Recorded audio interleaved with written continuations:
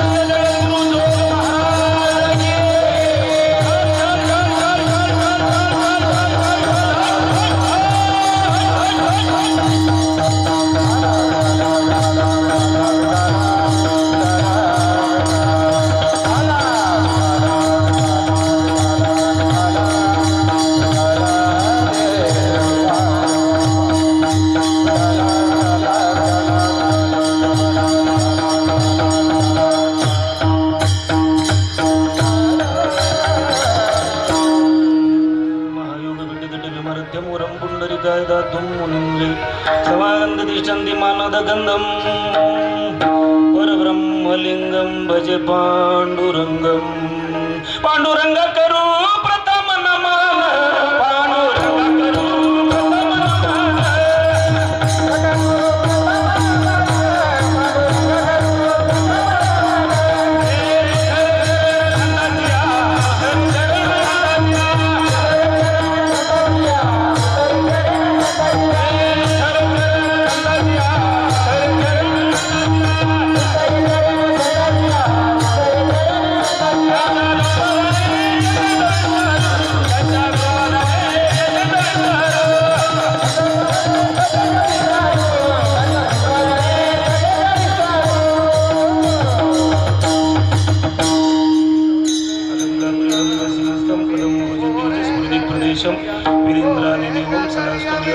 समाधिष्टमूर्ती भजे ज्ञानदेवं गायनजी गेल्या स्मरण व सकल विद्यांच्या अधिकरण तेजी श्री चरण वंदू श्री गुरूंचे ते नमस्कारुणी आता ओम गुरुर्ब्रह्मा गुरुर्विष्णू गुरुदेव महेश्वरा गुरु साक्षात जनार्दन स्वामी तस्मै श्री ओम सद्गुरु शांतिगिरी विठाला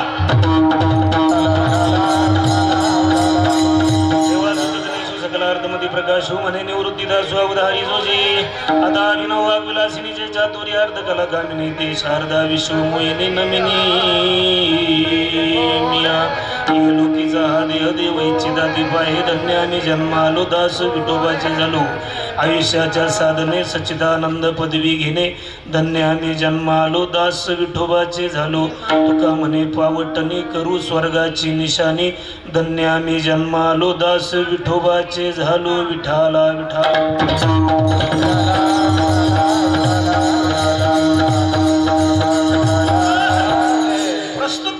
सेवेकरता निवडलेला अभंग विश्ववंदनीय जगद्गुरु तुकोबरायचा आहे.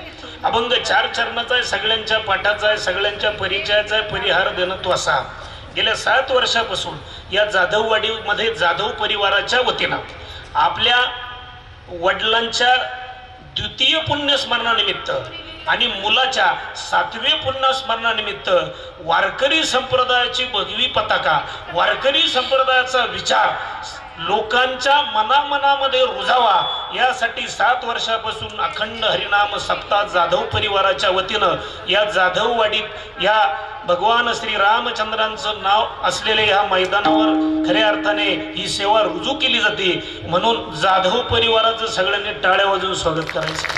कारण एवढ्या गर्दीच्या ठिकाणी वारकरी संप्रदायाची परंपरा ते एवढ्या वर्षापासून स्वस्तात आणि स्वतः जळ खाऊन एकटेच 8 दिवसाचा सप्ताह करतात. त्यांना द्यावे तेवढे धन्यवाद थोडे. म्हणून कीर्तनाला सुरुवात करण्यापूर्वी 2-3 मुद्दे आहेत. सुंदर अशी साऊंड सिस्टीमची व्यवस्था आहे. मला या ठिकाणी आल्यानंतर पहिल्यांदा असं वाटलं, आम्ही जेव्हा झी टॉकीज मन मंदिराची शूटिंग करतो का नाही तेव्हा असं वातावरण त्या ठिकाणी केलं जातं.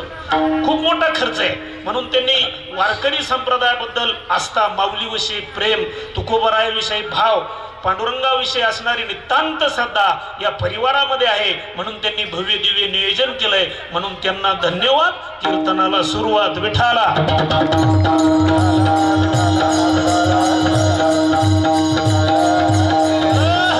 सप्त्याचा दुसरा दिवस आहे. सेवेकरता निवडलेला अभंग विश्ववंदनीय जगद्गुरु तुकोबरायाचा आहे. पुण्यस्मरणाच्या महापर्व कालावर आज सप्ताह चालू आहे आणि आजचं कीर्तन खऱ्या अर्थाने योगायोगाचे. कीर्तनाच्या चिंतनाला सुरुवात करण्यापूर्वी जेवढे जेवढे लोक आज कीर्तनाला उपस्थित आहे त्यांच्यासाठी 2-3 वाक्य महत्वाचे आहेत. नंबर 1,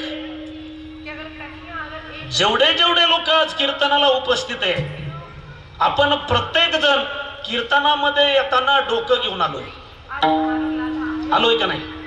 हात लावून आणलंय का? आणलंय का प्रत्येकाने डोकं?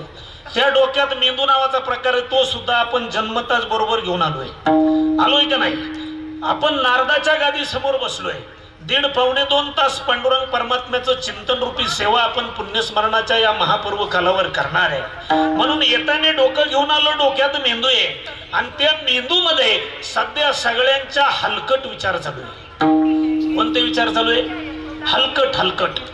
कांद्याचे, लसणाचे, डोंगळ्याचे, साबुदाण्याचे, बटाट्याचे, खिचडीचे, राजकारणाचे, निवडणुकीचे, पैशाचे, बंगल्याच्या, गाडीचे, फ्लॅटचे, जमिनीचे, नोकरीचे, डिलिव्हरीचे, टावेल टोपीचे, साखरपुड्याचे, लव्ह मॅरेजचे, टीव्हीच्या मालिकांचे, असे शेकडो प्रकारचे हलकट विचार प्रत्येकाच्या मेंदूमध्ये चालू आहे. मग हे सगळे हलकट विचार 1.5-2 तास मेंदूच्या बाहेर टाकायचे आणि या ठिकाणी बसल्यानंतर एकच विचार करायचा, सारासार विचार करा उठा उठी नामधरा कंठी विठोबाचे. कारण आपण बंगल्याचा, गाडीचा, सोन्याचा, संपत्तीचा, ऐवजाचा किती जरी विचार केला ना, आपल्या विचाराने आपण श्रीमंत होणार नाही. मुळात जे श्रीमंत आहे ते सुखी कुठे? मग पैसे कमवल्यावर माणूस सुखी होतो का? श्रीमंत झाल्यावर माणूस सुखी होतो का? दुःख बांधवडी आहे या संसार सुखाचा विचार नाही कुठे. दुसरं वाक्य या ठिकाणी बसल्यानंतर एकच विचार करायचा, मी भक्त तू देव ऐसे करी. देवा मी तुझा आहे आणि तू माझा आहे. म्हणून चिंतनाला सुरुवात करण्यापूर्वी विश्ववंदनीय जगद्गुरु तुकोबाराय तुम्हा आम्हाला या देहाचं महत्व सांगताना या अभंगामध्ये सांगतात, इहलोकीचा हा देह. कोणत्या लोकाचा? इह या मृत्यू लोकात तुम्हा आम्हाला हा देह मिळाला आहे. इहलोकीचा हा देह देव इच्छिता ती पाय. या देहाची इच्छा साक्षात देव करतात. म्हणून धन्य आम्ही जन्मालो दास विठोबाचे झालो. मग देवाने तुम्हा आम्हाला हा देह दिलाय. कशासाठी दिलाय?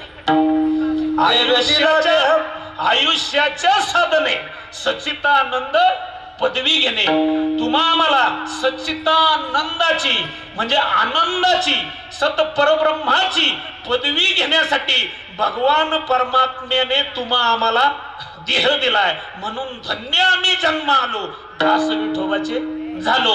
आणि शेवटच्या चरणात सांगतात, आपल्याला खरोखर विठोबाचं दास व्हायचं असेल तुका म्हणे पावटणी करू स्वर्गाची निशाणी. जसं आपण या जाधववाडीत काही लोक शेकडो वर्षापूर्वी राहायला आले. मला सांगा, आपण राहायला येण्याच्या अगोदर घराची व्यवस्था करतो का पाण्याची? दादा, पाण्याची एकदा व्यवस्था झाली, आपण रस्त्याचं नियोजन पाहतो. जायला रस्ता आहे का? रस्ता भेटला, पाणी भेटलं, मग शेतावर आपण वस्ती करतो. मग अगोदर जसा रस्ता शोधतो, पाणी झाल्यावर मग वस्ती करतो, तसं आपल्याला पाणी म्हणजे सच्चिदानंदाचा आनंद आहे. आणि तो रस्ता त्या पाण्यापर्यंत जाण्याचा माझ्या वारकरी संप्रदायाने सांगितलाय. म्हणून तुका म्हणे पावटणी करू स्वर्गाची निशाणी. का? धन्य आम्ही जन्मा आलो दास विठोबाचे झालो. सरळ सरळ भावार्थ चिंतनाला सुरुवात. विठाला विठाला.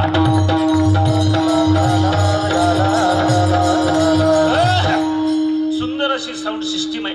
महाराष्ट्रातील नामांकित गायनाचार्य, मृदंगाचार्य, टाळकरी, भजनी मंडळी, महाराज मंडळी, माझ्या माता भगिनी, पुरुष मंडळी, राजकीय, आध्यात्मिक, शैक्षणिक, सामाजिक क्षेत्रातले सगळे मान्यवर या ठिकाणी उपस्थित आहेत. त्या सगळ्यांना वारकऱ्यांच्या चरणावर मस्तक हे पायावरी या वारकरी संता सगळ्यांना धन्यवाद. चिंतनाला सुरुवात. विठाला विठाला.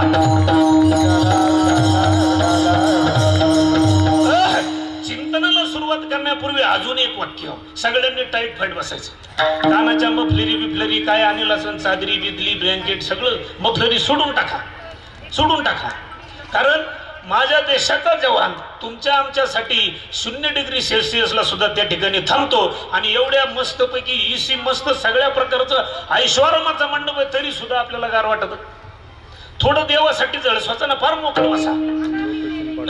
कीर्तनाला सुरुवात करण्यापूर्वी पहिलं वाक्य आहे, तुम्ही बोलायचं मी बोलायचं, त्याचं नाव कीर्तन. मी बोलायचं तुम्ही आपलं बामट्यासारखं खरं त्याला काय कीर्तन म्हणत नाही. ज्याची कीर्ती तनापासून गावी त्याचं नाव कीर्तन. मग तुम्ही बोलायचं मी बोलायचं त्याचं नाव कीर्तन. कीर्तनाला सुरुवात झाली आणि आजचं कीर्तन योगायोगाचं आहे. कसं आहे? गिलिक लाईट कसं आहे? योगायोगाचं आहे. पुरुष मंडळी कसं आहे? आजचं कीर्तन कसं आहे? योगायोगाचं. पहा, मी तुम्हाला पटवून देतो. यापूर्वी तुमची माझी कुठं गाठ पडली होती का? तुमची माझी कुठं गाठ पडली होती का? पुण्याला, तुमच्या जाधववाडीत, लोणावळ्याला, खंडाळ्याला, गोव्याला, दिल्लीला, मुंबईला, जवळचं सांगू का, स्वर्गात भेटलो का आपण, चंद्रलोकात, इंद्रलोकात, मग इथंच का भेटलो? कारण तुमची माझी आजची भेट या जाधव परिवाराच्या कृपा आशीर्वादाने, पांडुरंगाच्या कृपा आशीर्वादाने तुमची माझी आजची भेट नुसती भेट नाहीये, जीवाशिवाची भेट आहे. कारण घरामध्ये निघालेलं एखादं पालीचं पिल्लू, घरामध्ये आलेलं सापाचं पिल्लू, घरामध्ये निघालेलं एखादा उंदीर, एखादा बेडूक, एखादा कीटक, घरामध्ये आलेली गाय, घरामध्ये आलेलं शेळी बकरू, कोंबडी, एखादा पाहुणा बांधावर उगवलेलं झाड, घरामध्ये यायला पुण्य असावं लागतं. कोणाच्याही घरी अतिथी येती नाही. मी आले ह्या जाधव परिवाराच्या एका वहिनीला विचारलं, म्हणलं का वहिनी या सगळ्यांचं स्वयंपाकाचं कसं नाही? म्हणे महाराज चहा नाश्ता 2 टाइम सगळं नियोजन आपल्याकडेच आहे. कोण पुण्य त्यांचा होईन? सेवक. 1000 बामनं जीव घालण्यात जेवढं पुण्य आहे ना, तेवढं पुण्य 1 वारकरी जीव घालण्यात आहे. तुम्ही फार पुण्यवान आहे. पुण्य फळले बहुत दिसा, भाग्य उदयाचा ठसा. म्हणून आजचं कीर्तन योगायोगाचे कसं पहा. आज 23 जानेवारी. काय तारीख आज? काय तारीख आहे? 23 जानेवारी. या देशाची भगवी पताका ज्या तरुण युवकाने संपूर्ण जगात फडकवली त्याची जयंती आहे. त्या युवकाचं नाव आहे स्वामी विवेकानंद. आणि दुसरे ज्यांनी हिंदू धर्मामध्ये जागृतता आणली, मुरदाड माणसं ज्यांनी जागा केले भारत स्वतंत्र झाल्यानंतर, ते स्वर्गीय शिवसेना प्रमुख बाळासाहेब ठाकरे, त्यांचा सुद्धा जयंती दिवस आहे. दुसरा पर्व काळ. आणि तिसरा पर्व काळ माझ्या दृष्टीनं लई खास. मला सांगा भारताचे पंतप्रधान कोण आहे पोरांनो? तुम्ही सांगा. भारतात राहतो ना आपण, मग भारताचे पंतप्रधान कोण? नरेंद्र मोदी.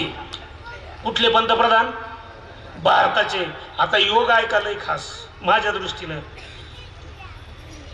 योगायोगाने भारताचे पंतप्रधान नरेंद्र, महाराष्ट्राचे उपमुख्यमंत्री देवेंद्र, नाथांचे एकनाथ मच्छिंद्र, भारतीय क्रिकेट टीमचे माजी कॅप्टन महेंद्र, आणि तुमच्या गावात आज रवींद्र. आहे का नाही योग? मग प्रत्येक गोष्टीला योग लागतो. म्हणून आजचं कीर्तन योगायोगाचं आहे. कीर्तनाला सुरुवात विठाला विठाला. आजच्या कीर्तनातलं पहिलं वाक्य आहे, आजचं कीर्तन योगायोगाचं आहे. प्रश्न घ्या, तुम्ही उत्तर द्यायचे. फटाफटा टाईट फाईट बसा. आजचं कीर्तन योगायोगाचं आहे. आणि योगायोगाने आपण सगळे कुठं जन्माला आलो? महिला मंडळ. भारतात. कुठं जन्माला आलो? भारतात. कोणत्या धर्मात आलो?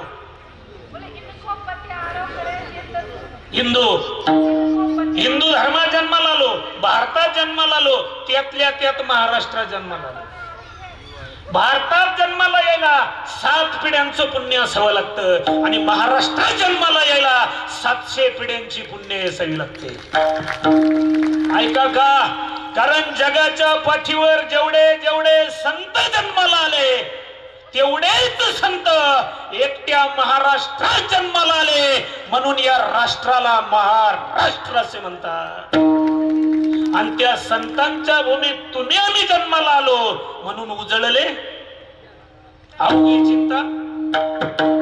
अवघी चिंता आपली नाही वारली, आपली उलट वाढली. सध्या सगळ्यांची चिंता कशी आहे? वाढले. गण सगळे आपल्याकडे सगळे. बाबा तुमच्या काळात काय होत्या का सवलती? बंगला नव्हता, गाडी नव्हत्या, फोन नव्हता, टीव्ही नव्हत्या, मिक्सर नव्हतं, कूलर नव्हतं, चपला सुद्धा नीट नव्हत्या. होते का? तरी सुद्धा तुमच्या काळामध्ये माणसं 70, 80, 90, 100 वर्ष जगत होती. होते का नव्हते? खायला सुद्धा होतं का तुम्हाला? आता सगळं आहे, सगळं आहे. उठल्या उठल्या नाश्त्याला गुलाबजाम आहे.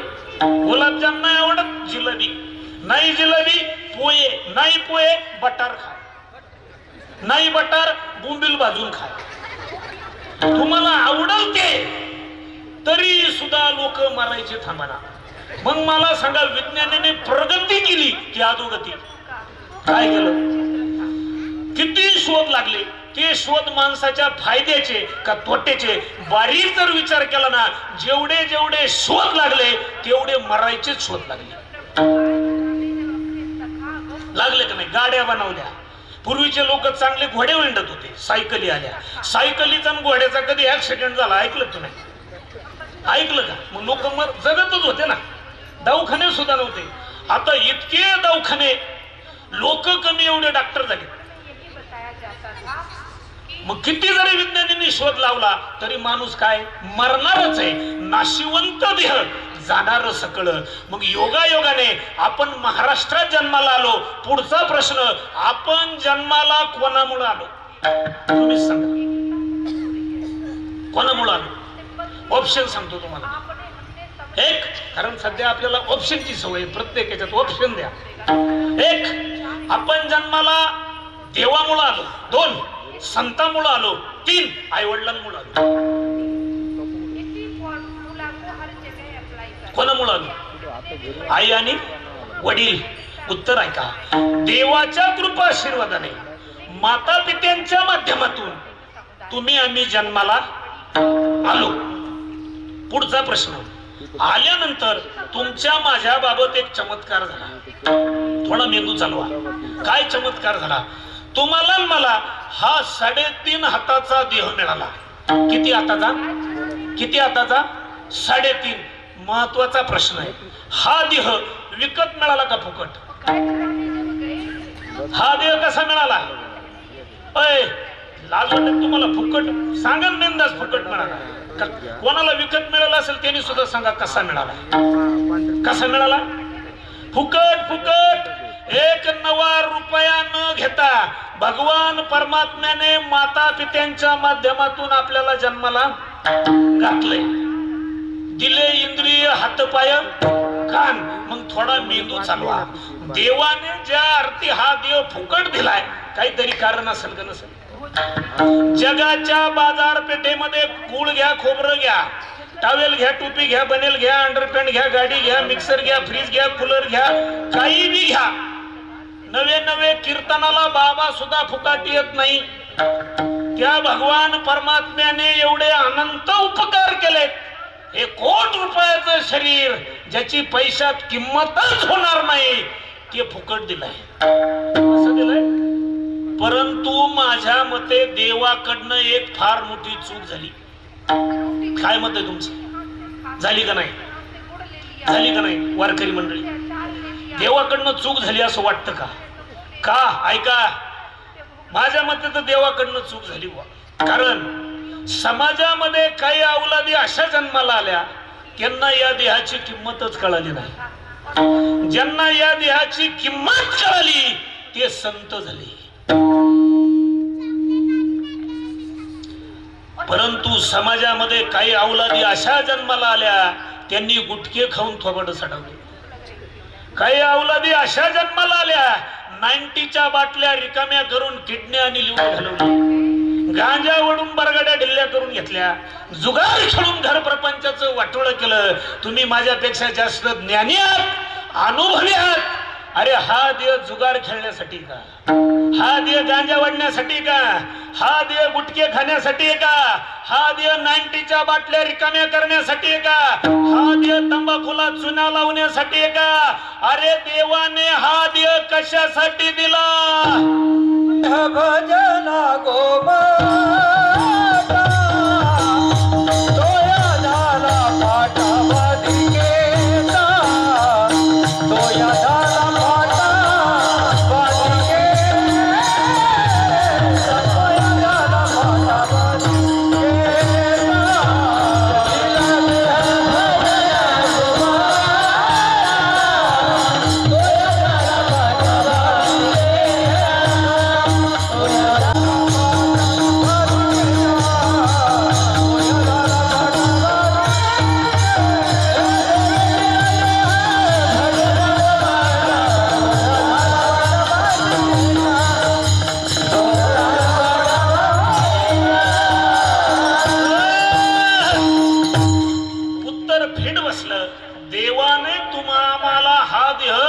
भजन करण्यासाठी दिला. काय करण्यासाठी?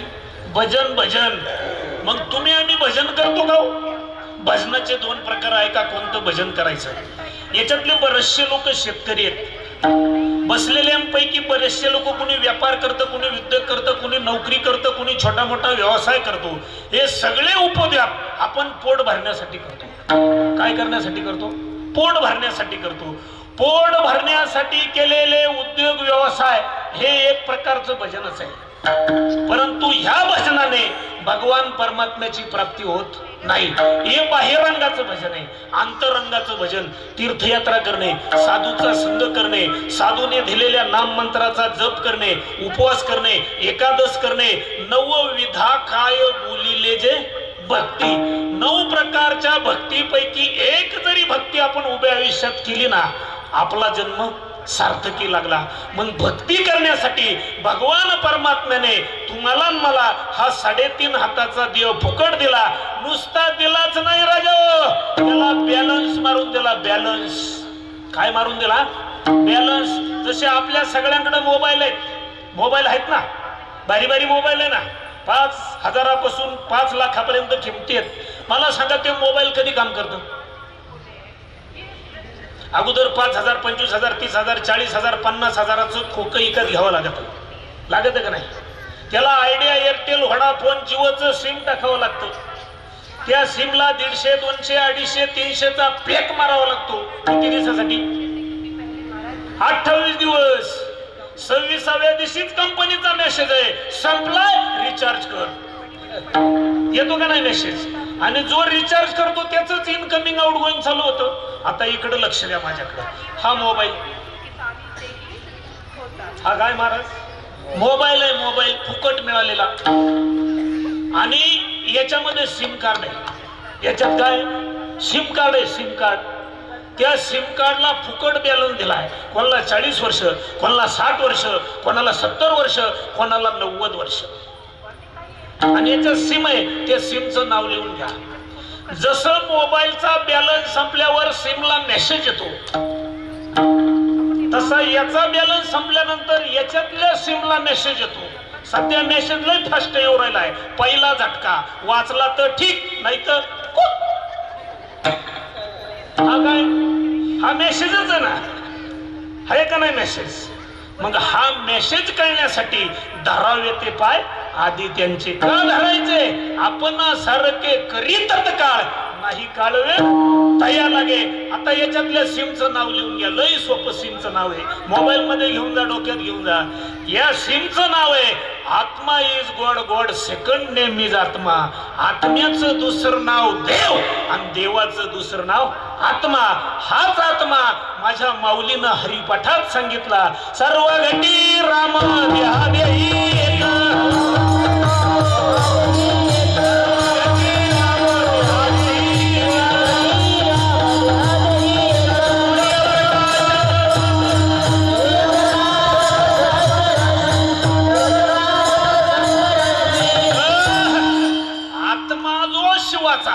राम जपे.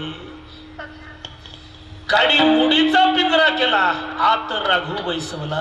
देह देवाचे मंदिर, आत आत्मा परमेश्वर.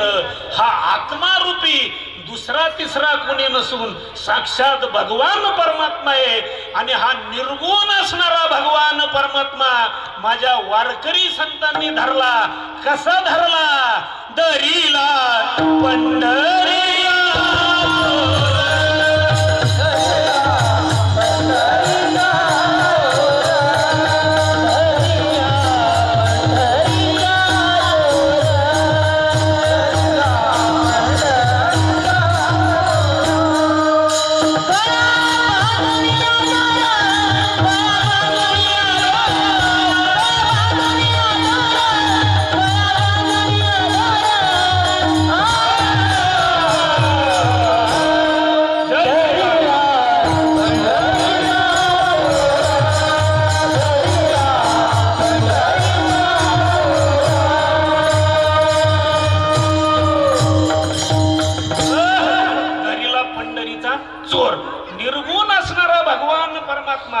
सगुण रूपात माझ्या वारकरी संतांनी नाही घडविला, नाही बैसविला. वाळवंटामध्ये उभा केला, त्याचं नाव पंढरीचा पांडुरंग. म्हणून तुमचा आमचा जन्म भजन करण्यासाठी आहे. मग भजन आपण कोणाचं केलं पाहिजे? परत ऑप्शन इथपर्यंत फिट बसला. महाराज आई माता पित्यांच्या माध्यमातून जन्माला आलो, भारतात आलो, महाराष्ट्रात आलो, भजन करण्यासाठी आपला जन्म आहे. प्रश्न असा तयार होतो, आपण भजन कोणाचं केलं पाहिजे? कोणाचं केलं पाहिजे? ऑप्शन एक, भजन पुढाऱ्याचं केलं पाहिजे. 2, भजन देवाचं केलं पाहिजे. 3, भजन आईवडिलांचं केलं पाहिजे की भजन संतांचं केलं पाहिजे. 4 ऑप्शन आहे, पटकन उत्तर द्यायचं.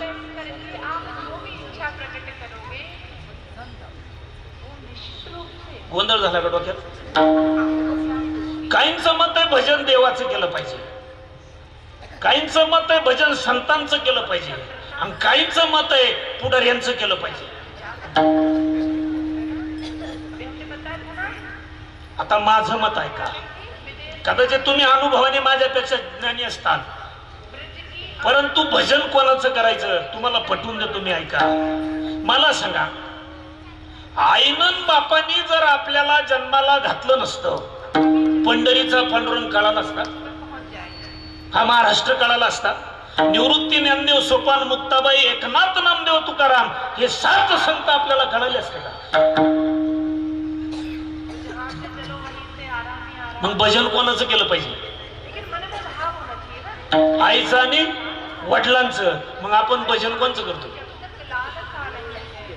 तुम्हाला पटवून देतो पहा. आपल्या गावासारखं एक गाव होतं, नवीन ग्रामपंचायतचं इलेक्शन झालं, थेट जनतेतून सरपंच निवडून आला. 5-7 हजार लोकसंख्येचं गाव, सरपंचाच्या हातात नारळ, उपसरपंचाच्या हातात छटा गुलाल, 2-4 अगरबत्त्याच्या काड्या, ग्रामपंचायतच्या गेटमध्ये नारळ फोडायचं, गावचा कारभार सुरू करायचा. 150 कार्यकर्ते ग्रामपंचायतच्या गेटमध्ये उभे, नारळ फोडणार. गावातलं एक फेट्यावालं म्हातारं काठी टिकीत ग्रामपंचायतच्या गेटमध्ये आलं. सरपंच साहेब जय हरी म्हणजे जय हरी. सरपंचाला आनंद वाटला, वारकरी बाबा आले. ते म्हणे, वारकरी बाबा आमचा एक पेढा खाऊन जा, खोबऱ्याचा गुटखा घेऊन जा, चहा पिऊन जा. बाबा म्हणले, चहा पितो, खोबऱ्याचा गुटखा खातो, पेढा खातो, परंतु माझ्या एका प्रश्नाचं उत्तर जर दिलं तर मला आनंद होईल. उपसरपंच म्हणे, प्रश्न विचारायचं कारण? म्हातारं नांगट होतं. म्हातारं म्हणलं, हे पा सरपंच साहेब, तुम्ही 5-7 लाख रुपये खर्च करून निवडून आलात, कोणत्या गटाकडून आला, कोणत्या पक्षाकडून आला, कोणत्या संघटनेकडून आला, याच्याशी मला काही घेणं देणं नाही. प्रश्न यासाठी विचारायचा आहे, हा 5-7 हजार लोकसंख्येचा गाव 5 वर्षासाठी सांभाळण्यासाठी तुमच्या ताब्यात द्यायचा आहे. मला तुमचा मेंदू तपासायचा आहे, तुम्हाला नॉलेज किती?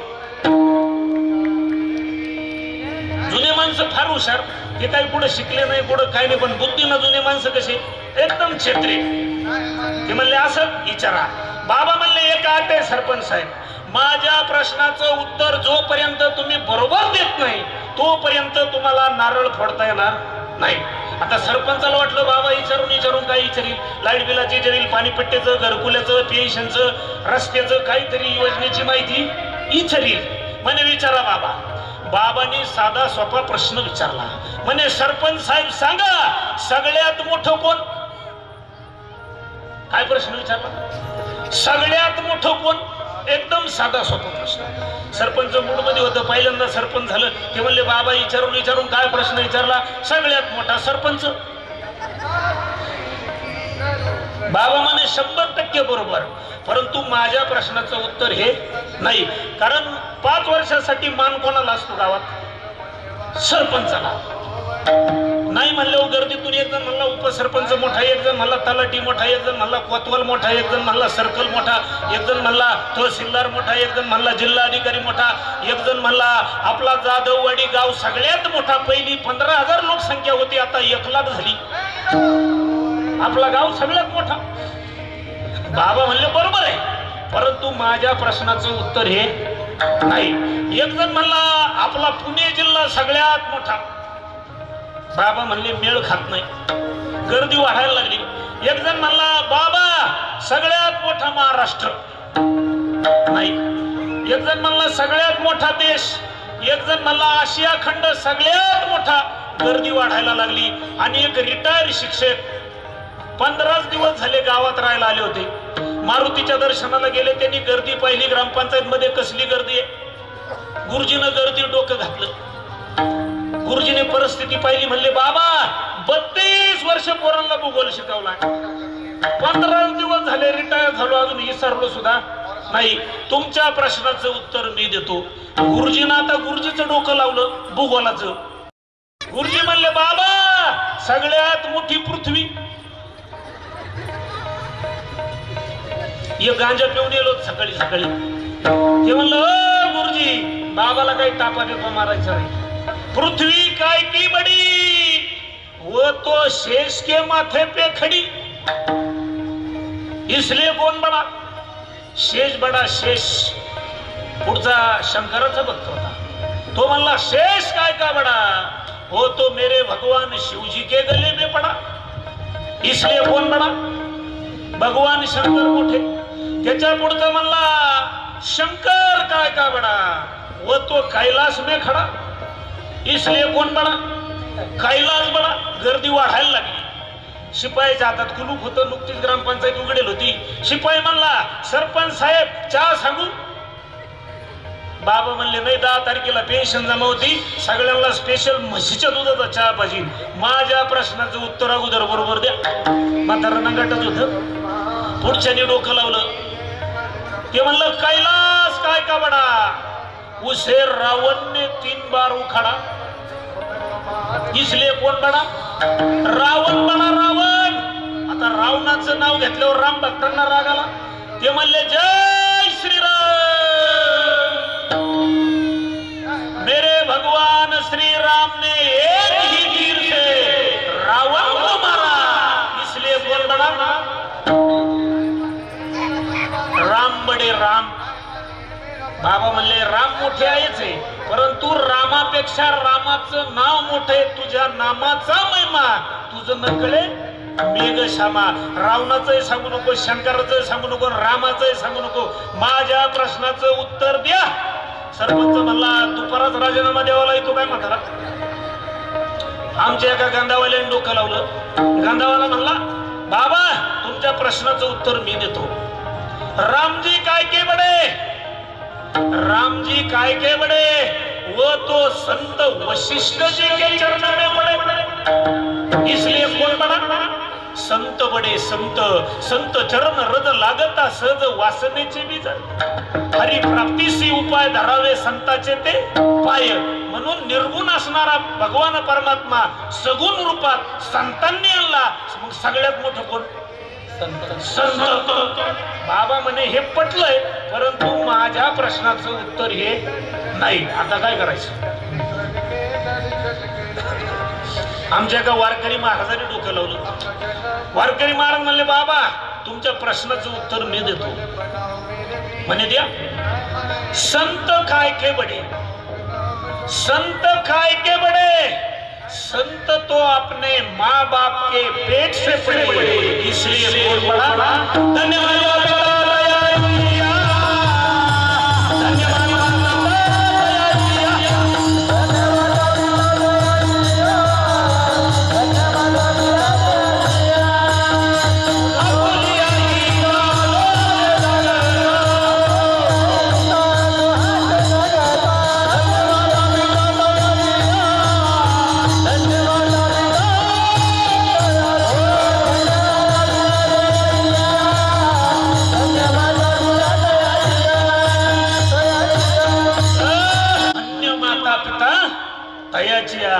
या जगामध्ये सगळ्यात मोठी विभूती आहे आई वडील, आणि त्यांच्यानंतर मोठी विभूती आहे संत, आणि जगातली सगळ्यात शेवटची मोठी विभूती आहे भगवंत.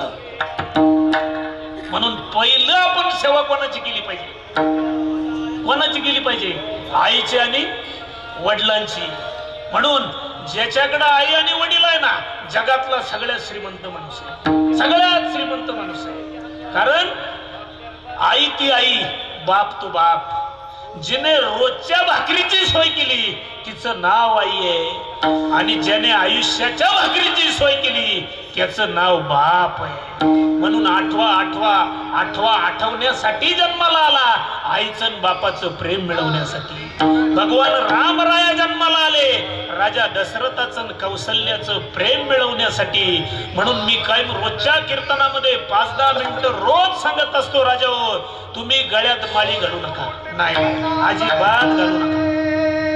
तुम्ही तीर्थयात्रेला जाऊ नका. तुम्ही उपवास पारायण वगैरे काहीच करू नका. नवे तुळशीला सुद्धा पाणी घालू नका. फक्त आयुष्यभर एक काम करा, ज्यांनी आपणाला जन्माला घातलंय ना आपल्या आचरणाने त्यांच्या डोळ्यात पाणी येऊ देऊ नका. हीच पंढरीच्या पांडुरंगाची सेवा आहे. काय म्हणतात? 8 माळी गळ्यात घाली तुम्ही घरात म्हाताऱ्याला भाकरी चालला तीर्थाला बोंबलत. काय चारीधामला, काय पंढरपूरला, काय अजिबात जाऊ नका राजा. सकल तीर्थाची आदरी. आणि ज्याच्या का आई वडील ना माय बाप ज्याचे पाशी त्याने न जावे. दरवर्षी चालला बोंबलत काशीला. आमचा धंदा आहे. निम्म्यात तुम्ही निम्म्यात आम्ही, चलो चारीधाम. काय चारीधामला? माझ्या वारकरी संतांनी स्पष्ट शब्दात सांगितलंय, तीर्थे धुंडा पाणी देव रोकडा संचने. तीर्थांना काय दगडच आहे ना? काय खरा देव याच्यात. कशात आहे? इकडे लक्ष द्या. कशात आहे? याच्यात आहे. अरे आपल्याला दगडातला देव कळाला, आपल्याला उंदरातला देव कळाला, आपल्याला सापातला देव कळाला, झाडातला देव कळाला, गाढवातला कळाला, माणसातला कळाला, किड्या मुंग्यांमधला देव कळाला. वाईट एवढंच आहे, आपल्याला अजून माणसातला देव कळाला नाही. का कळाला नाही? ऐका, कपाला का नाही ऐकता येत नाही? कपाला का नाही ऐकता येत नाही? उसाला डोळा आहे पाहता येत नाही, सुईला नाक आहे वास घेता येत नाही, माणसाला सगळं असून सुद्धा नीट वागता येत नाही. अरे देवाने आपल्याला सगळं दिलंय. देव याच्यात आहे. देव वसे चित्ती तयाची घडावी संगती. ज्याच्या चित्तामध्ये साक्षात देव आहे ना त्याची आपण संगती केली पाहिजे. आणि आपण संगत कोणाची करू?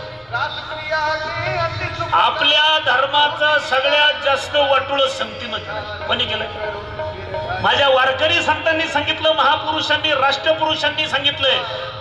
आई वडील रोज सांगतात, आजोबा सांगतोय, चुलता सांगतोय, भाऊ सांगतोय, पप्या शाळेत चाललाय ना संगत चांगल्याची कर. गावात चालला ना, गल्लीत चालला ना, तालुक्याला चालला ना, चांगल्या मित्राची संगत कर. आणि सगळ्यात जास्त घोटाळा आपल्या समाजाचा संगतीनं केला. काय मत आहे तुमचं? मग जे लोक 90 घेतात, थोडी थोडी, जास्त नाही, थोडी थोडी, तंबाखूला चुना लावतात, गुटखे खातात, जुगार खेळतात, त्यांनी थोडं आपलं लहानपण आठवा. थोडं, लय नाही थोडं. आपल्याला जुगार खेळायला शिकवली कोणी? आपल्याला तंबाखूला चुना लावायचा शिकवला कोणी? आपल्याला मशेरी लावायची शिकवली कोणी? थोडं पाणी टाकून पहिला डोस घ्यायचा शिकवलं कोणी? आपल्या मित्रांनी. मैत्र केला महाबळे, कामा नये अंतकाळी. म्हणून मित्र करताना करोडपतीच्या अवलादीची घटना काढली. त्याला काय देव धडम गण माळबीळ त्याला काय त्यांचा घेणं देणं नाही. गरीब असू द्या मित्र, त्याचं आचरण शुद्ध आहे, कपाळी गंध आहे, मुखात नाम आहे, गळ्यात माळ आहे.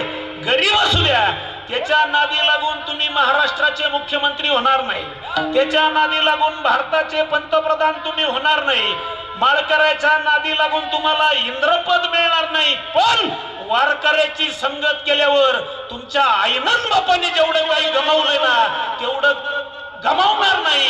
म्हणून वारकऱ्याची, माळकऱ्याची आणि गंधावाल्याची संगत करा. आई वडिलांनी नाव कमवलंय, आई वडिलांनी इज्जत कमवली, ही इज्जत फक्त संगतीमुळे घालू नका, ही तुम्हाला कळकळीची विनंती आहे. विठाला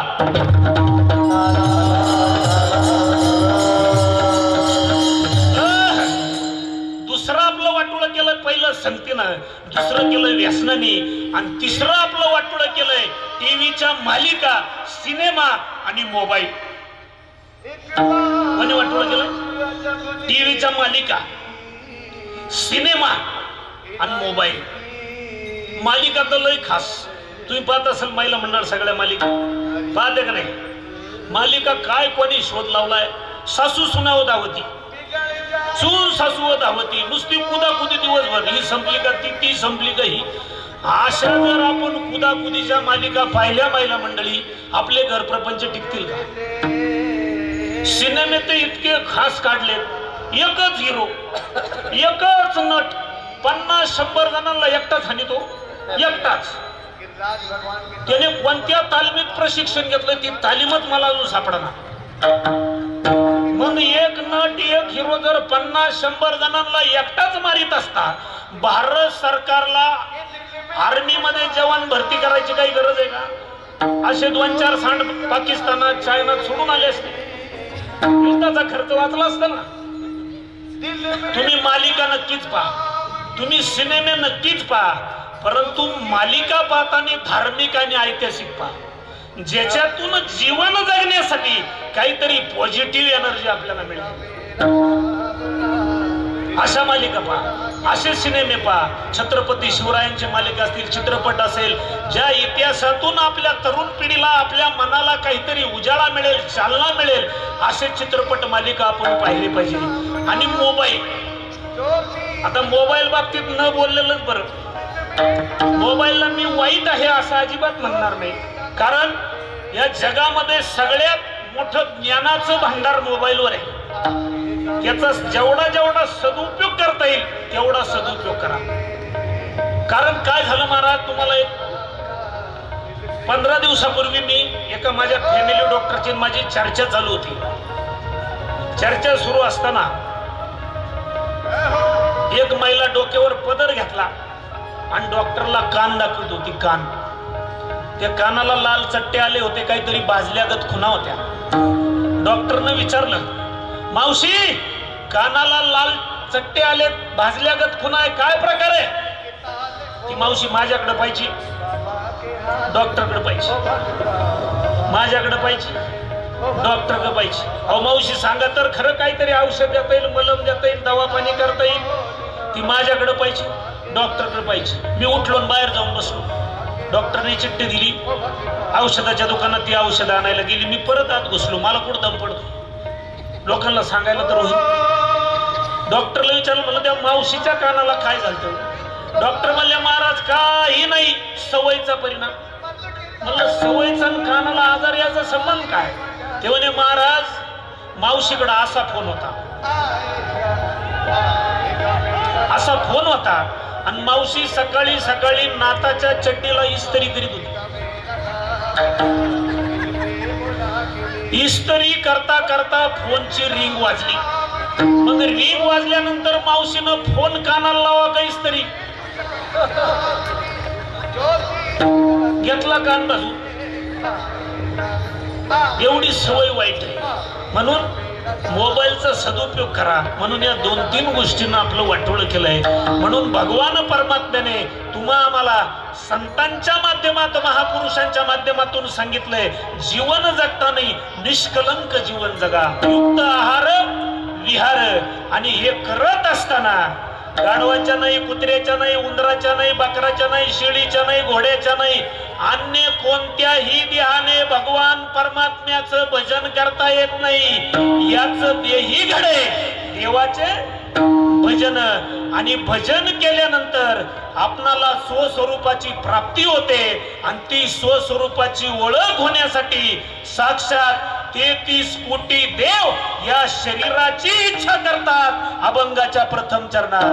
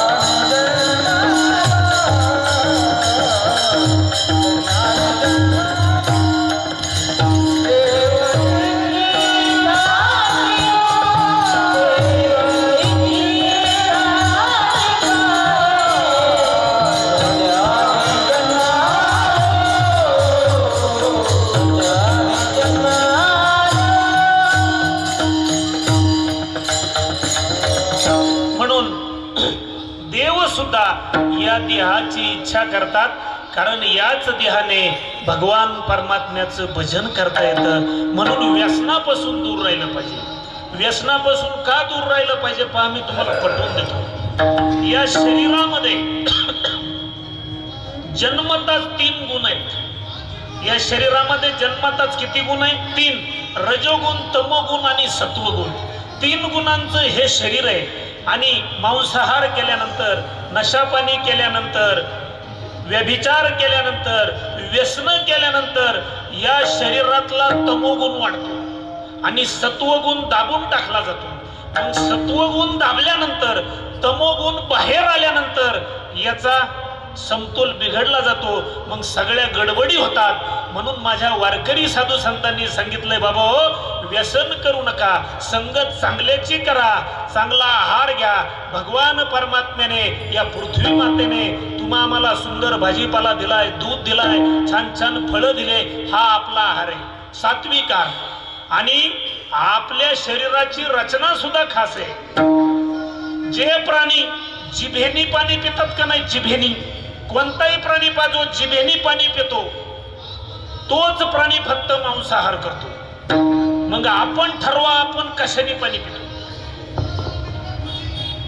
म्हणून मांसाहार अजिबात करू नका. गळ्यामध्ये पवित्र तुळशीची माळ घाला. माळ का घालायची आहे का? मला सांगा, माळीला किंमत आहे का? माळीची किंमत काय? किती किंमत आहे माळीची? किती किंमत? 10 रुपये, 20 रुपये, 50 रुपये. तसं पाहिलं तर माळीला किंमत, याच्या मनाने माळीला किंमत नाही. तरी सुद्धा माळीला किंमत आहे का? कारण जेव्हा आपण वारीत जातो, एखादा 7 वर्षाचा 10 वर्षाचा जर छोटासा पोरगा असेल, त्याच्या गळ्यामध्ये माळ असेल, कपाळी गंध असेल, आपण माऊली म्हणून त्याच्या चरणावर डोकं ठेवतो. आता सांगा, माळीला किंमत आहे का नाही? आहे का नाही? तशी पाहिली तर काही किंमत नाही. मग माळीला जर किंमत नसती, माझ्या संतांनी तुम्हाला माळीचं महत्व सांगितलं असतं का? काहीतरी कारण आहे ना. 108 तत्व या शरीरात आहे. म्हणून 108 तत्वाची, रुद्राक्षाची किंवा तुळशीची माळ आपल्या गळ्यामध्ये पाहिजे, तेव्हा त्याचा समतोल राखला जातो. म्हणून प्रत्येकाच्या गळ्यामध्ये माळ पाहिजे. अजून एक उदाहरण तुम्हाला पटवून देतो. याची किंमत किती? जसं पहा, कुत्र आहे. कुत्र सगळ्याला माहिती. कुत्र्यांचं गल्लीत भांडण झालं. कुत्रे गल्लीतच भांडतात. कुत्रे कुठं भांडतात? गल्लीत. कुत्र्यांचं गल्लीत भांडण झालं. घरातला मालक लय गलका झाल्यामुळं हातात काठी घेऊन कुत्र्यांना मारायला आला.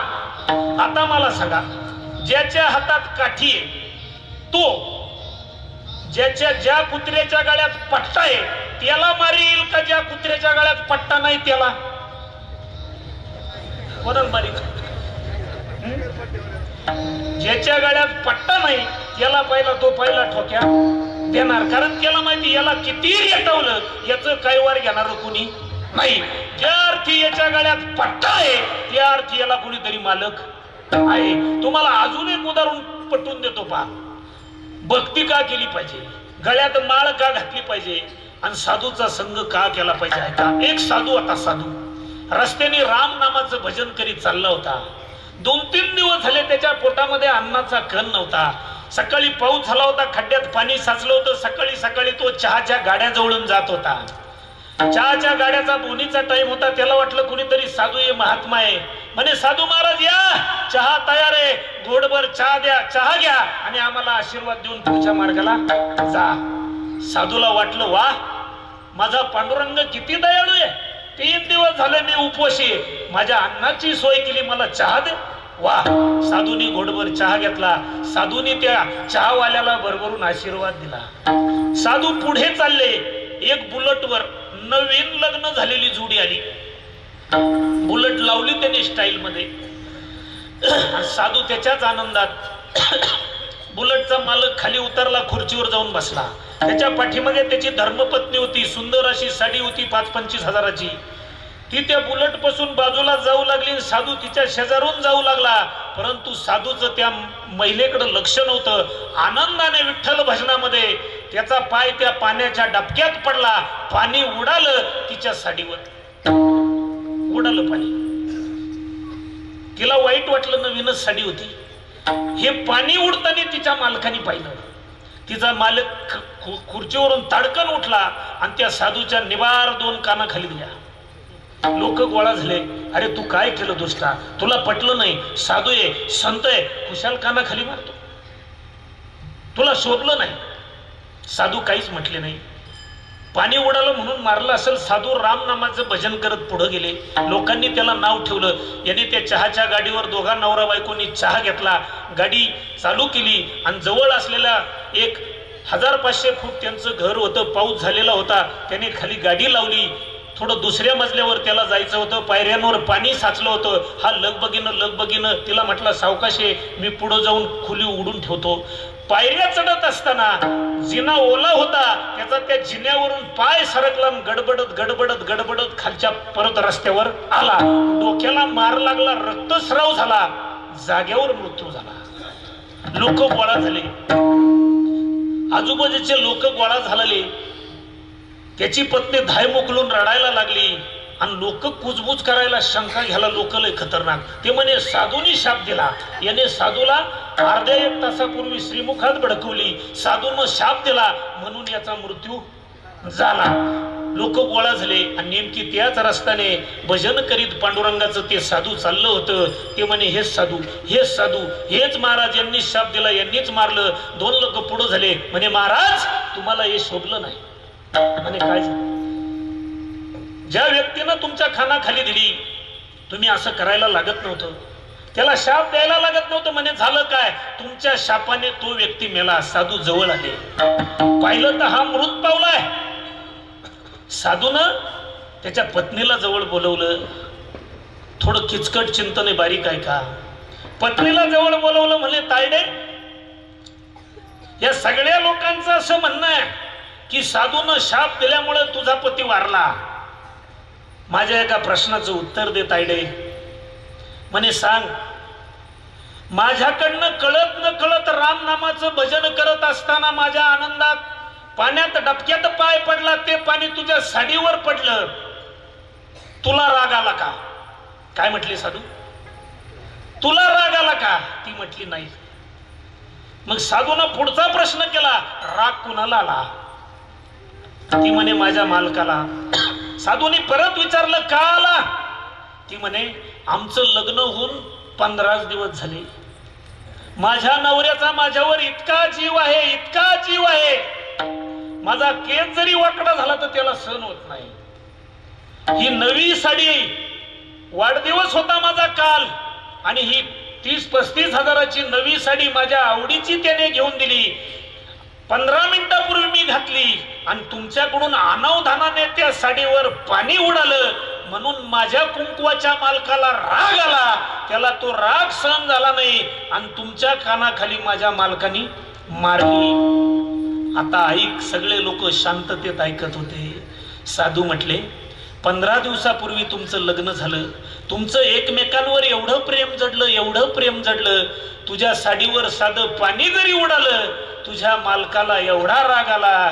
मग तायडे, मी माझ्या मालकाचं 14 वर्षापासून भजन करतोय, मग त्याला जर त्रास झाला त्याला किती राग येत असेल सांग बरं. मग तो साधू ज्या देवाचं भजन करत होता, साधूचा अपमान, संताचा अपमान भगवान परमात्म्याला कधीही सहन होत नाही. म्हणून त्याची भक्ती केल्यावर काय होतं? मागे पुढे उभा राहे संभाळी, मागे पुढे उभा राहे संभाळी,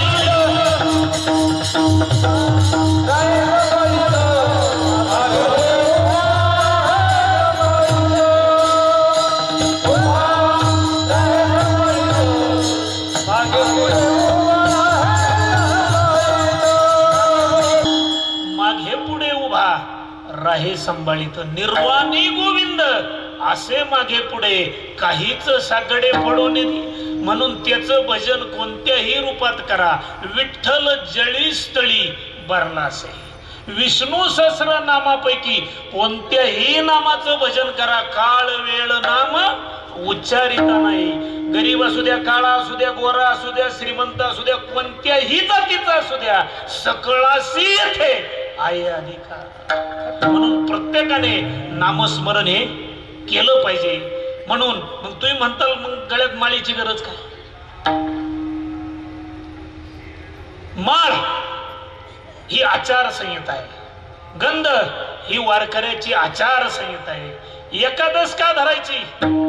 5 ज्ञानेंद्रिय 5 कर्मेंद्रिय हे झाले 10 आणि एकादश शक्यतो फळावर किंवा दुधावर करावी.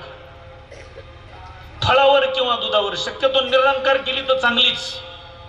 म्हणून वैष्णवाने एकादश आणि सोमवार हा केला पाहिजे. म्हणून प्रत्येकाने हे करण्या अगोदर आपल्या माता पित्यांचे सेवा करा. त्यांची एकदा कृपा झाली की संत आपोआप भेटतील आणि संतांची कृपा झाल्यानंतर भगवंताची प्राप्ती आपोआप होणार आहे. आणि हे करत असताना आपल्या लहान लेकरांवर चांगले संस्कार करा. पोरांनो, संस्कार नावाची गोष्टच राहिली नाही. टाइम झाल्यावर सांगा बरं का, नाही तर काला याचा किती टाइम किती झाला का? हा, विठाला विठाला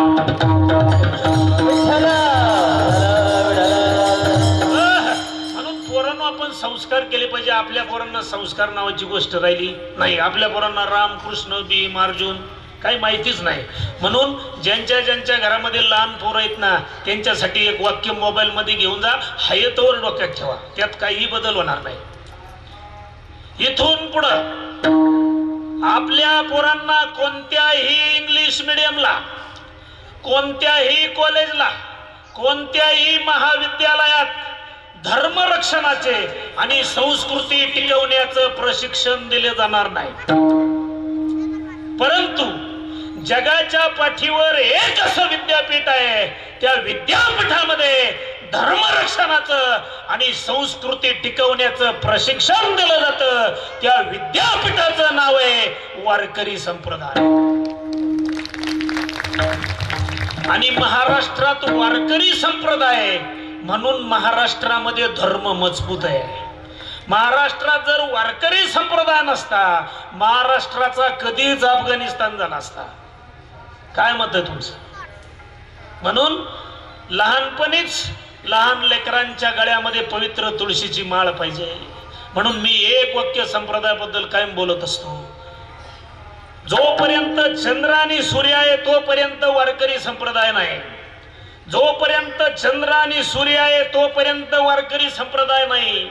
जोपर्यंत वारकरी संप्रदाय आहे तोपर्यंत चंद्र आणि सूर्य आहे. कारण हा संप्रदाय ज्ञानदेवे रचिला पाया, उभारिले माऊली ज्ञानोबरायापासून सुरुवात आहे. म्हणून त्या संप्रदायामध्ये, त्या परंपरेचे आपण पाईक आहोत, हे आपण जोपासना केली पाहिजे. रोज 5 ओव्या कवयना ज्ञानेश्वरीच्या वाचल्या पाहिजे. नाही येऊ द्या, नाही पाठवू द्या, 5 अभंग कवयना डोळ्या खालून गेले पाहिजे. घरातल्या सगळ्या लोकांनी जेवणाच्या अगोदर जेवढे सदस्य असतील तेवढे आपल्या देवघरासमोर 10 मिनिटं बसायचं. हनुमान चालीसा म्हणा, हरिपाठ म्हणा, 5 ओव्या घ्या, प्रार्थना घ्या, श्लोक म्हणा, काहीतरी म्हणा. नाही जमलं रामनामाचा 10 मिनिटं जप करा. याची विष्णूची महापूजा, अनुभव नाही तुझ्या. दुसरं, धर्म जर टिकवायचा असेल, आपण सगळे हिंदू धर्मात आलोय, जन्माला आलोय, म्हणून सगळ्यांनी सकाळी उठल्या उठल्या लय नाही 5 मिनिटं देवासाठी द्यायची. आणि ज्या देवाची आपण सेवा करतो, शंकराची करीत असेल आडवा भस्म त्रिपुंडी लावायचा, पांडुरंगाचा करीत असेल बुक्का वीर लावायचा, रामाचा असेल वैष्णवाचा असेल भगवा गंध कवयना कपाळावर पाहिजेच. प्रत्येक पुरुषाच्या, प्रत्येक लहान पोराच्या डोक्याला गंध हा लावलाच पाहिजे. अरे आपल्या धर्माचं पालन आपण नाही करायचं, मग काय पाकिस्तानचे लोक येतील का?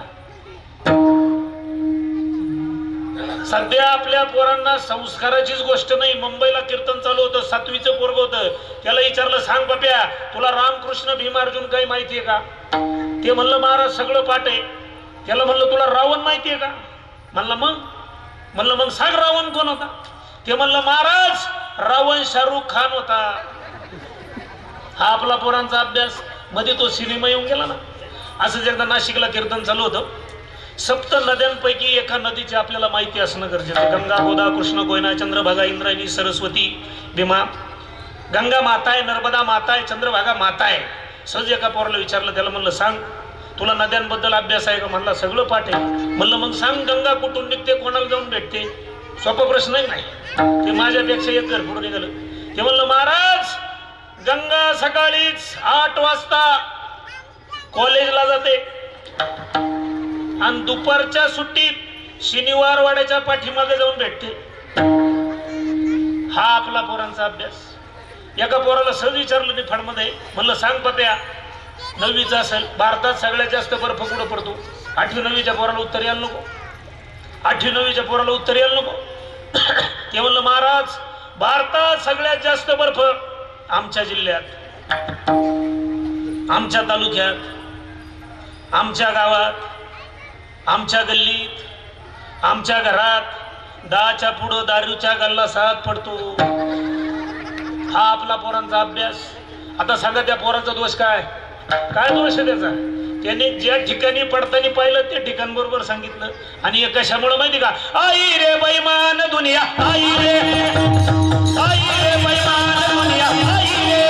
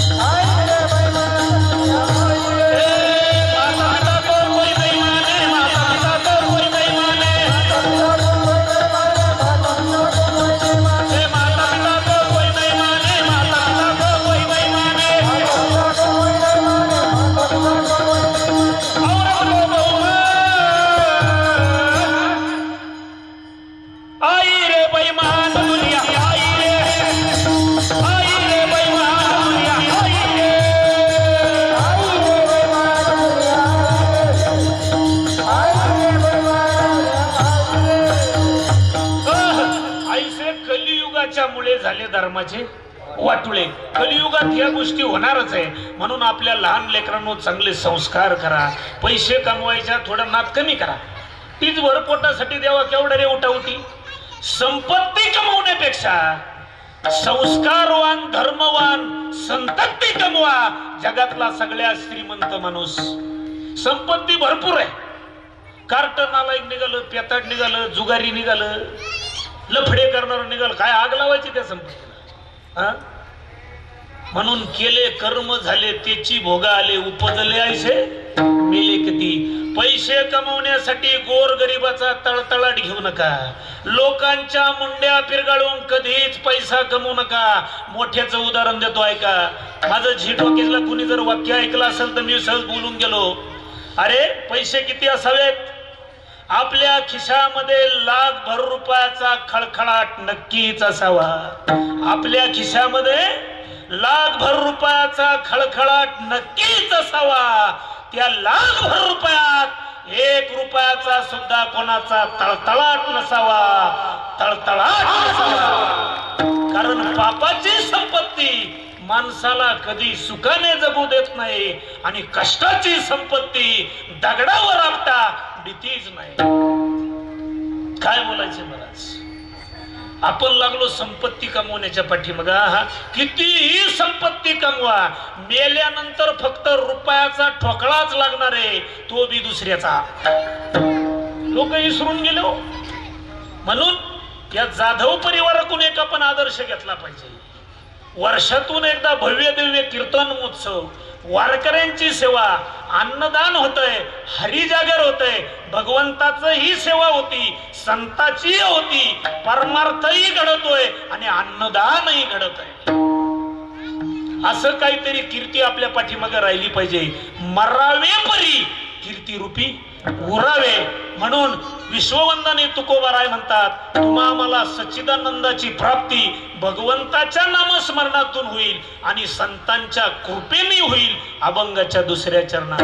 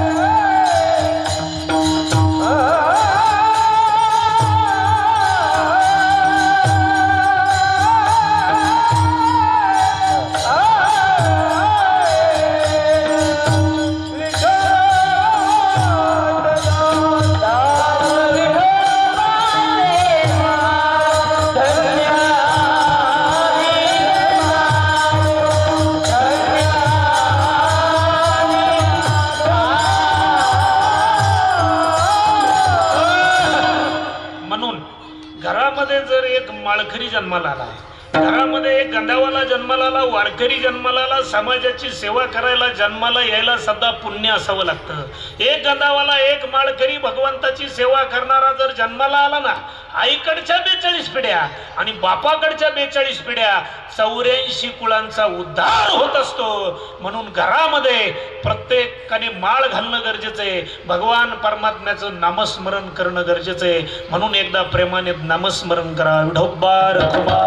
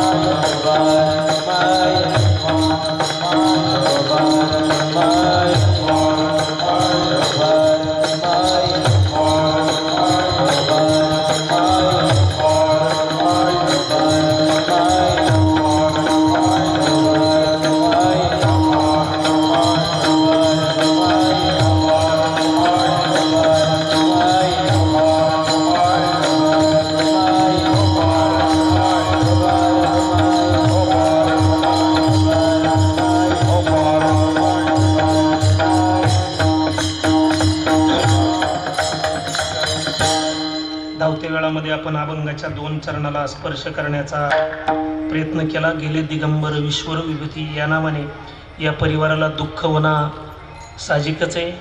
एका मातेचा 30 वर्षाचा मुलगा अचानक निघून जाण्यानं त्या मातेच्या वेदना ती माऊली हृदयात सांगू शब्दात वर्णन करू शकत नाही। तो पिता करू शकत नाही, तो भाऊ करू शकत नाही। म्हणून आले देवाजीच्या मना तेथे कोणाचे चालेना, परंतु या जाधव परिवाराला खरोखर त्यांचं फार मोठं काम आहे। आपल्या मुलाच्या स्मरणार्थ आणि आपल्या पित्याच्या स्मरणार्थ फार मोठा पांडुरंगाचं या ठिकाणी भजन चालू आहे, नामचिंतन चालू आहे। नक्कीच त्यांना भगवान परमात्म्याने तुमच्या ह्या सेवेच्या माध्यमातून सद्गती दिलेली असणार आहे। म्हणून पांडुरंग परमात्म्याला मी चरणावर प्रार्थना करतो, अशा या उदारदात्यांना उत्तम आरोग्य, ऐश्वर्य, सुख, समृद्धी, शांततेत संतती, भक्ती त्यांच्या कुळामध्ये अखंड देत राहो ही पांडुरंग परमात्म्याच्या चरणी प्रार्थना। आणि वेळ आपली झालेली आहे। आपल्या सगळ्यांच्या कृपा आशीर्वादाने यूट्यूबला आपले 2-250 कीर्तन आहे। आमच्या नगर जिल्ह्यामध्ये 14 ते 15 वेळेस मनमंदिरा झिटोकेचा जो कार्यक्रम संपूर्ण देशामध्ये सध्या लोकप्रिय आहे वारकरी संप्रदायाचा, 13 ते 14 वेळेस त्या ठिकाणी जाण्याचा योग आला, महाराष्ट्राबाहेरही जाण्याचा योग आला। असे चंद्र सूर्य असेपर्यंत तुमचे आशीर्वाद माझ्या पाठीशी राहू द्या। एखादा बोलण्याच्या ओघामध्ये शब्द चुकीचा जाऊ शकतो, म्हणून मी दिलगिरी व्यक्त करतो आणि या वारकरी संतांच्या वतीनं पांडुरंगाच्या चरणी प्रार्थना करतो की आपण सगळ्यांनी सुखी राहा, आनंदित राहा, तनमन धनाने संप्रदायाची सेवा करा, हिंदू धर्माचं पालन करा ही सगळ्यांना कळमळीची विनंती। आणि एकदा प्रेमाने भजन करा, ज्ञानेश्वर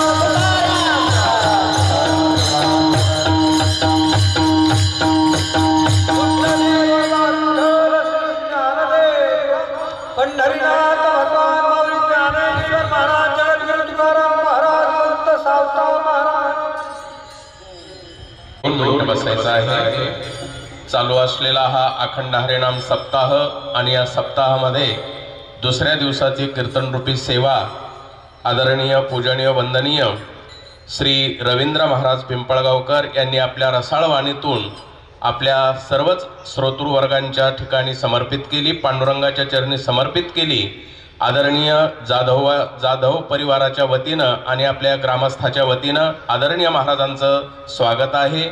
मी लोंढे अप्पा आणि महाराजांना सत्कार करण्यासाठी व्यासपीठावर बोलवत आहेत. त्यांनी येऊन महाराजांचा सन्मान करायचा आहे. त्याचप्रमाणे आदरणीय आमचे सुदाम बाबा यांनीही महाराजांचा सन्मान करण्यासाठी पुढे यायचं आहे. चला या सुदाम महाराज या.